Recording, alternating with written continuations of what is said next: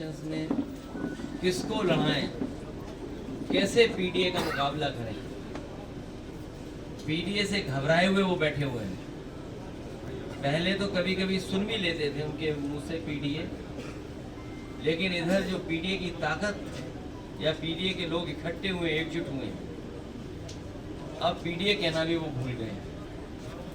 और इसलिए भूल गए हैं कि पिछले जितने भी फैसले उनके हुए हैं और पूरा कार्यकाल उठा करके देखें, सबसे ज्यादा भेदभाव, सबसे ज्यादा अन्याय, सबसे ज्यादा भेदभाव का शिकार अगर कोई हुआ है तो ये पीडीए परिवार के लोग। मैं जानता हूं क्योंकि चैनल बहुत पेड होते हैं आजकल। जिस तरह से एक नई संस्कृति है, नई टेक्नोलॉजी के साथ प्रीपेड चलते हैं, प्रीपेड पोस्ट पेड। जब मैं देख रहा था तो चिंता चैनलों को इस बात की थी कि तेज प्रताप ने तिलक कितना बड़ा लगाया। उन्हें विकास की चिंता नहीं है कि कन्नौज, मैनपुरी या आसपास के क्षेत्र में एटा या बगल के जिलों में कितना विकास किया, इसकी चिंता नहीं है। चिंता इस बात की भी होगी कि कौन कौन बैठा था कुर्सी पर, कौन कौन तस्वीर में है।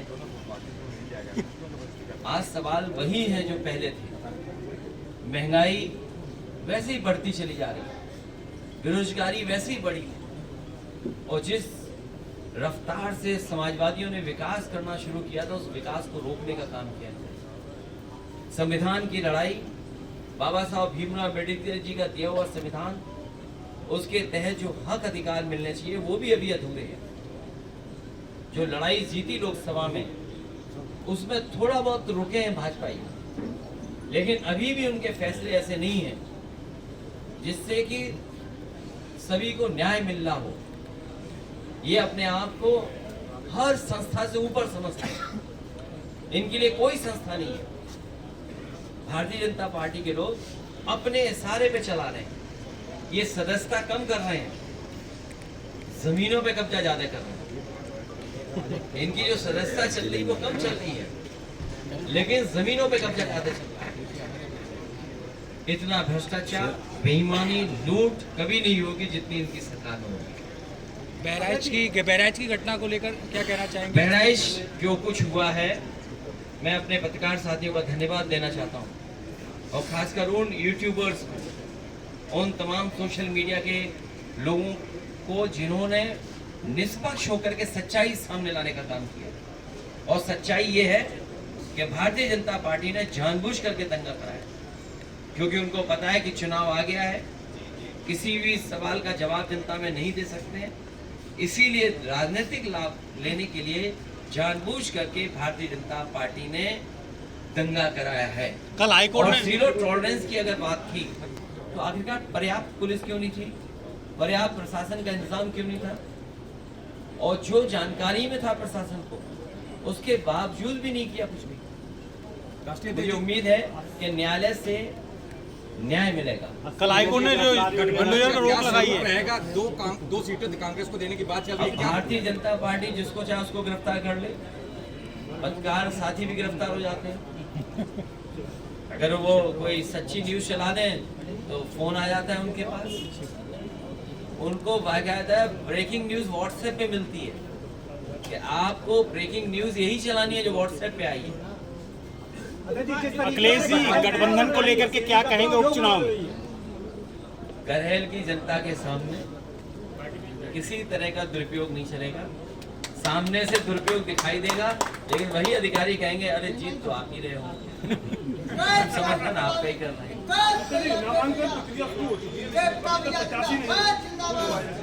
अभी चाचा ने जो कहा वो ठीक कहा। अखिलेश जी कांग्रेस गठबंधन को लेकर के क्या कहेंगे? कांग्रेस कह रही है कि हम चुनाव नहीं लड़ेंगे, नाराजगी दिखा रही है कि हम 2 सीट नहीं चाहिए। अभी नामांकन चल रहे हैं, समय है, ये हम 2 दलों की बात है, हम लोग रास्ता निकालेंगे। जी अयोध्या की मिल्की को सीट जो थी उसको कानूनी पेचीदगी का स्वरूप दिया गया, लेकिन ऐसा कुछ है नहीं वहाँ, क्या कारण है? सच्चाई आप भी जानते हो। जिस सरकार ने बीएलओ हटाए हों, सब अधिकारियों को हटा दिया हो, अपनी मनमर्जी के अधिकारी पोस्ट कर दिए हो। मुख्यमंत्री जी एक बार नहीं कई बार गए, कई बार विकास का पैकेज भी दिया उन्होंने, और जब इंटरनल सर्वे करवाया उन्होंने तो इंटरनल सर्वे में बीजेपी हार रही थी। फिर मुख्यमंत्री ने बार बार कार्यक्रम लगाया और बार बार कार्यक्रम लगाने के बाद सर्वे करवाया, उसमें भी बीजेपी हार रही थी। अच्छा जी, करेल में डिप्टी सीएम आए हुए थे, वहाँ पर 69,000 जो शिक्षक भर्ती के अभ्यर्थी थे वो प्रदर्शन कर रहे थे, उनके ऊपर एफआईआर दर्ज की गई है, उनको जेल भेजा गया डिप्टी सीएम के प्रोग्राम।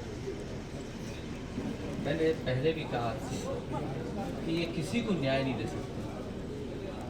भारतीय जनता पार्टी किसी को भी न्याय नहीं दे सकती। जो न्याय नहीं दे सकता वो सम्मान भी नहीं कर सकता।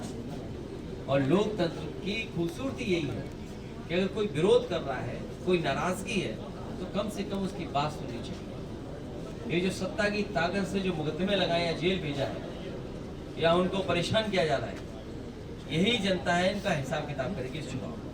एक बार मुख्यमंत्री, उप मुख्यमंत्री और कई बार रोजगार के मेले, विकास के मेले जो है क्या लगेगा? अब सरकार पे उतना समय नहीं है जितना समय था उनका। जितनी सरकार चल रही है अब उतना भी समय उनके पास नहीं है। ये सरकार जाने वाले लोगों की है। जनता इनको इस चुनाव में हरा करके विदाई का रास्ता खोल देगी। डीएपी खाद को लेकर मारामारी चल रही है, कहीं खाद नहीं है। और अभी मान लीजिए धान तैयार होने जा रहा है, क्या सरकार का इंतजाम है कि किसानों को सही कीमत दे देंगे? जिन लोगों ने कहा कि किसानों की आय दोगुनी कर देंगे, धान तैयार हो गया, क्या तैयारी है धान खरीदने की? किसानों को पराली जलाने से सर एक सवाल है सर, इलेक्शन के ये पराली वाला बड़ा सवाल है। सरकार को किसान के साथ अन्याय नहीं करना चाहिए। सर एक सवाल है, अभी इलेक्शन के दौरान भी आपने ईवीएम को लेकर सवाल खड़े किया, आप एलन मस्क ने भी ईवीएम पे सवाल खड़े किए, इवन अमेरिका में भी अब इसको साकिब पूछ लो विवादित। जिस तरह टेक्नोलॉजी आगे बढ़ रही है और टेक्नोलॉजी से कई बार आपको सूचनाएं मिलती हैं कि टेक्नोलॉजी के माध्यम से घटना हुई है।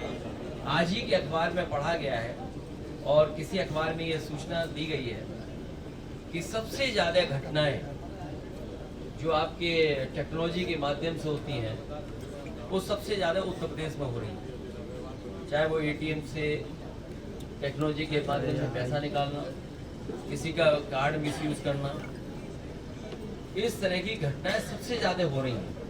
और एआई आने के बाद बहुत सी चीज़ें बदल रही हैं। जर्मनी जैसा देश जो विकसित है वो अपने यहाँ कहता है कि अगर ईवीएम इस्तेमाल होगी तो वो अनकॉन्स्टिट्यूशनल होगी। तो जब जर्मनी जैसा देश जो दुनिया में बहुत आगे है, भारत से कई मामलों में बहुत आगे है, जब वो देश ईवीएम के इस्तेमाल को अनकॉन्स्टिट्यूशनल कह रहा है तो स्वाभाविक है कि उस पर सवाल खड़े होंगे, उंगली खड़ी होगी। अखिलेश जी ईवीएम क्या रहेगा क्या?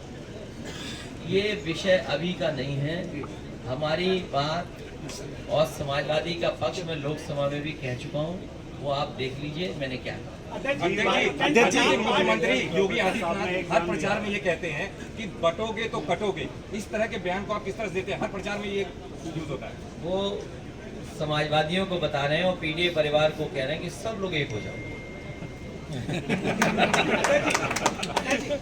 केंद्र की सरकार पार्ट 3 तकनीकी की बात करते हैं और एक बम की एक सूचना आ जाती है, हवाई जहाज वापस करा लिए जाते हैं और हम विदेशों में ट्रिलियन की बात कर रहे हैं। मेरे पत्रकार साथी, आपको मैं याद दिलाना चाहता हूँ, उत्तर प्रदेश के मुख्यमंत्री जी ने कहा था कि विधानसभा में आरडीएक्स आ गया है और जब उसकी जांच हुई तो पता लगा है वो खैनी वाला मसाला था कि वो जो कभी कभी लकड़ी के में इस्तेमाल होता है।